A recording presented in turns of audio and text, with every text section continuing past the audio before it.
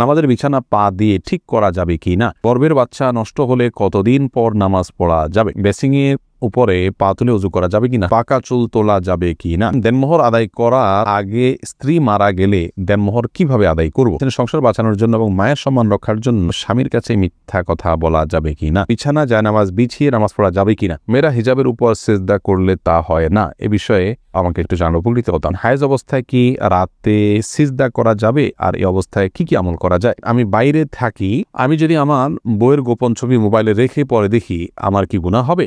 কাজী ছাড়া দুজন কারিমা পড়ে বিয়ে করে বিবাহ হবে কিনা? অন্তরে কুচিন্তা আসে এবং আমলের আসে, আমাকে পরামর্শ দেন প্লিজ। নামাজ পড়ার মধ্যে হাত দিয়ে মাথা চুলকায় বা যে কোনো জায়গায় হাত দেয়, সেটা করলে কি নামাজ হবে?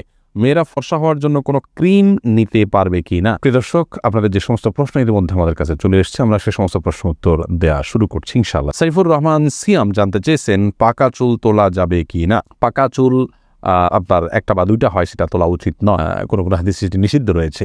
বিশেষ করে নিজের বয়স লুকানোর জন্য অনেকেই কাজটি করে থাকেন, এটি না করাই উচিত। নীলুফার ইয়াসমিন মাইশা আপনি জানতে চেয়েছেন, সম্প্রতি একটা মাদ্রাসায় পড়া বোনের কাছ থেকে শুনেছি মেয়েরা হিজাবের উপর সেজদা করলে তা হয় না, এ বিষয়ে আমাকে একটু জানার উপকৃত হতাম।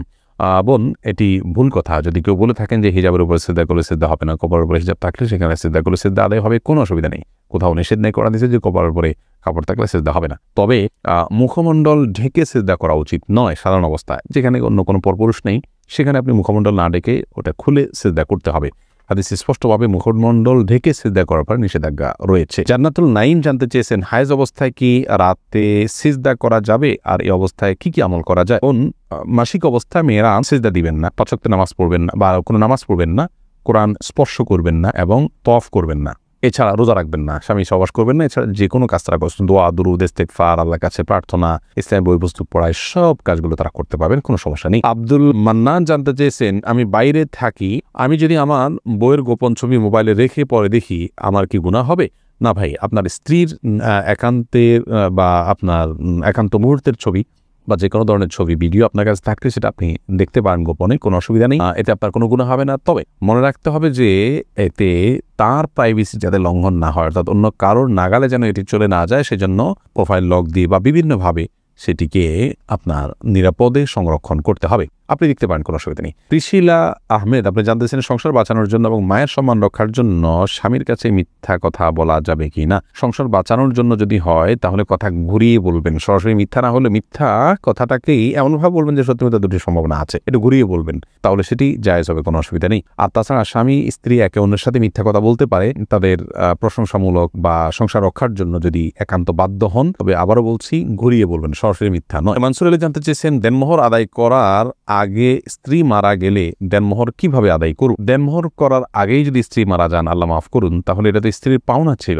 এটি আপনি স্ত্রীর ওয়ারিস যারা, তাদের মধ্যে যার যতটুকু প্রাপ্য আছে সে হারে বন্টন করে দিতে পারেন, অথবা তার পক্ষ থেকে আল্লাহ রাস্তা দান করে দিলেন, যেন সওয়াব তিনি পেয়ে। আব্দুল্লাহ আল মামুন জানতে চেয়েছেন, অন্তরে কুচিন্তা আসে এবং আমলের আসে, আমাকে পরামর্শ দেন প্লিজ। কুচিন্তা এবং খারাপ চিন্তা ভাবনা এগুলো দূর করার জন্য বেশ কয়েকটি ভিডিও আমাদের আছে, সেগুলো দেখে নেবেন ইনশাআল্লাহ।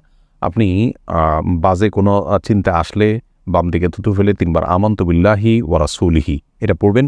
সেই সাথে আল্লাহ তাআলার কাছে দোয়া করবেন, পানাহ চাইবেন, আল্লাহুম্মা জাআল ওয়াসাওয়িসা কলবি খাশিয়াতাক, আল্লাহ আমার অন্তরের কুমন্ত্রণাগুলোকে আপনার ভয় দিয়ে আপনি পরিবর্তন করে দিন। এভাবে আল্লাহর কাছে দোয়া করতে পারেন, নিজের ভাষায় আপনি বলতে পারেন। সেই সাথে আপনার আল্লাহকে নিয়ে যদি বাজে চিন্তা আসে, তার জন্য আলাদা কিছু পরামর্শ আছে, আমাদের ভিডিওতে দেখে নেবেন। আসলে সমস্ত আমলকে লুকিয়ে করার চেষ্টা করবেন, এই প্রবণতা আপনার মধ্যে থাকলে এবং এই কসরত আপনি কিছুদিন করলে ইনশাআল্লাহ রিয়া দূর হয়ে যাবে। এমডি আমিরুল ইসলাম জানতে চেয়েছেন, কাজী ছাড়া দুজন যদি কালিমা পড়ে বিয়ে করে বিবাহ হবে কিনা? দুজন যদি একজন প্রস্তাব করেন আর একজন প্রস্তাব গ্রহণ করেন এবং দুজন সাক্ষী উপস্থিত থাকে, মহানা নির্ধারণ করা থাকে, অভিভাবকদের সম্মতি থাকে, কোনো অসুবিধা নেই, বিয়ে হয়ে যাবে।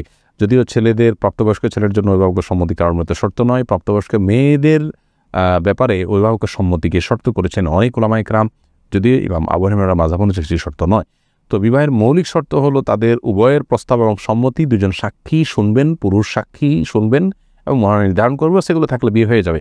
কাজী এটা বিয়ের জন্য আবশ্যক নয়, কাজী ছাড়াও বিয়ে হতে পারে। রেবা তরফদার আপনি জানতে চেয়েছেন, কুড়িয়ে পাওয়া নবজাতক শিশু নিজ সন্তানের মতো প্রতিপালনের ক্ষেত্রে তার পিতামাতার নাম কি নিজেদেরটাই ব্যবহার করতে পারবো, নইলে তার স্কুলে ভর্তি আইডি বিভিন্ন ক্ষেত্রে সমস্যা দেখা দিবে, সমাজে সে তো প্রতিটি ক্ষেত্রে হেয় প্রতিপন্ন হবে। খুব চিন্তা আছে, আশা করি সঠিক নির্দেশনা পাবো।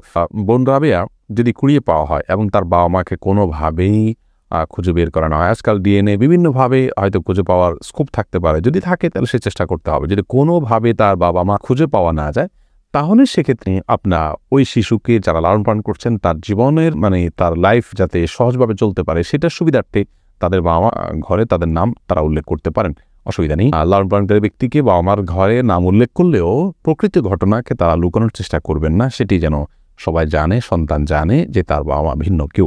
বাকি তার সুবিধার দিকে লক্ষ্য করে রূপক অর্থে নিজেদেরকে বাবা মা হিসাবে পেশ করতে পারে। তাহিদুল ইসলাম পলাশ জানতে চেয়েছেন, নামাজ পড়ার মধ্যে হাত দিয়ে মাথা চুলকায় বা যে কোনো জায়গায় হাত দেয়, সেটা করলে কি নামাজ হবে? হালকা যদি চুলকায় নামাজ হয়ে যাবে, কোনো অসুবিধা নেই, বা হালকা একটু হাত দিলে সমস্যা নেই। কিন্তু এত বেশি চুলকালো, ধরুন 2 হাত ছেড়ে দিয়ে আপনি খুব আরামসে এমনভাবে চুলকালেন যে একজন সাধারণ মানুষ বাহির থেকে আপনাকে দেখে আপনি কি নামাজে আসেন কিনা সেটা নিয়ে তার সন্দেহ হয়, অথবা আপনি নামাজে আসেন সে বুঝতে না পারে, এরকম যদি হয় তাহলে এটাকে আমলে কাসির বলা হয়। এরকম আমলে কাসিরগুলো নামাজ হবে না।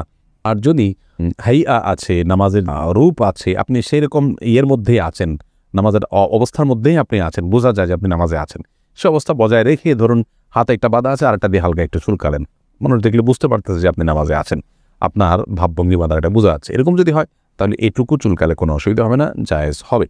আলামিন হোসেন জানতে চেয়েছেন, গর্ভের বাচ্চা নষ্ট হলে কতদিন পর নামাজ পড়া যাবে? গর্ভের বাচ্চা যদি নষ্ট হয়ে যায় এবং রক্ত ব্লিডিং হতে থাকে, নেফাস হতে থাকে যেটাকে বলা হয়, সেটা হলে সর্বোচ্চ 40 দিন পর্যন্ত তিনি নামাজ থেকে বিরত থাকবেন, তারপর নামাজ পড়তে হবে ব্লিডিং থাকলেও। আর যে ব্লিডিংটা তার আগে বন্ধ হয়ে যায় 20-25 দিন 30 দিনের মাথায়, তাহলে যখন বন্ধ হবে তখন দেখবেন নামাজ শুরু করবেন। এরপরে এমডি নূর আলম জিকু আপনি জানতে চেয়েছেন, মেয়েরা ফর্সা হওয়ার জন্য কোনো ক্রিম নিতে পারবে কি না? নিজের সৌন্দর্যকে, নিজের প্রকৃত রঙকে লুকানোর জন্য যদি এরকম কোনো ক্রিম ব্যবহার করে বিয়ের সুবিধার জন্য, যাতে মানুষ ফর্সা দেখে বিয়ে করে, পরবর্তী দেখবে যে পুরো শরীর কালো, এরকম করলে প্রতারণা হবে, সেজন্য এটা নাজায়েজ হবে, হারাম হবে।